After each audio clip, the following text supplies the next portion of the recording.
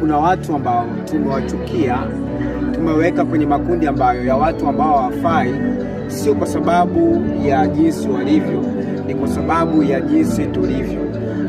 Neno la Mungu linasema toa boriti ndani ya jicho lako ndio utoe kibanzi ndani ya jicho la mwenzako. Kwa hiyo sometimes kumwangalia mtu kupitia jicho lenye boriti unaweza ukaona kwamba ana kibanzi.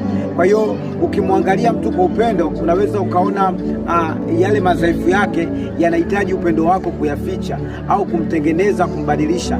Ndio maana mara zote Yesu alipokutana na mwenye dhambi alihangaika kumkinga mwenye dhambi ili kubadilisha maisha yake. Ukisoma mtu mmoja ambaye alikuwa ni Zakayo, alikuwa ni mfupi, alikuwa anahangaika kumuona Yesu.